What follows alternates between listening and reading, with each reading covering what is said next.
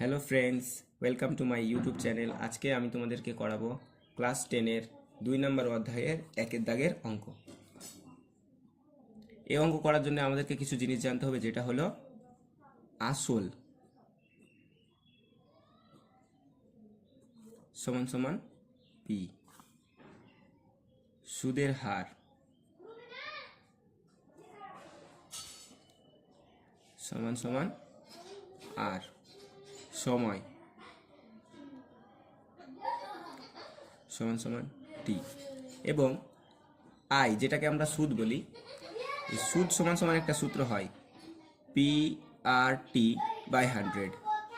এই সূত্র দিয়ে আমাদেরকে বেশ কয়েকটা অঙ্ক পারবো করতে বা করব। চলো একের দাগের অঙ্কটা এখন আমরা করি।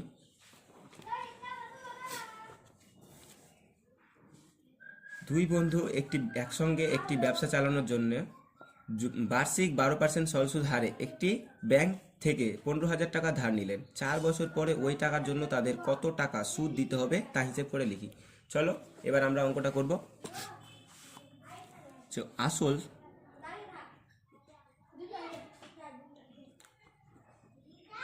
সমান সমান 15,000 টাকা, সুদের হার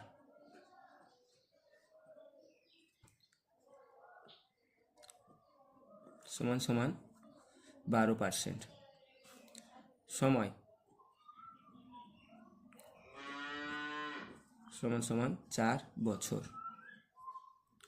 চলো এবার আমরা সূত্রটা বের করি। অতএব আই সমান সমান পি আর টি বাই 100। তো 15,000, পি সমান 15,000, আর সমান সমান 12% এবং টি সমান 4 বছর বাই 100। দুটো শূন্য ওপর নিচ কেটে যাবে। 150 গুণিত 12 গুণিত 4। এবার এটা আমরা গুণ করব। 150 গুণিত 4, 0 4 0, 4 5 20, 0 হাতে থেকে 2, 4কে 4 আর 2 6। আবার আমরা 12 দিয়ে গুণ করব। 0 দিয়ে 0, 0 দিয়ে 0, 6 দুগুণি 12, 0 1কে 0, আবার 0 1কে 0, আর 6 1কে 6। তো 0 0 2 7। তো আমরা পাচ্ছি টোটাল 7,200 টাকা। অতএব দুই বন্ধুকে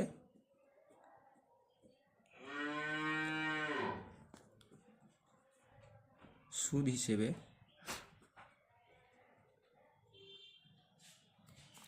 7,200 টাকা দিতে হবে।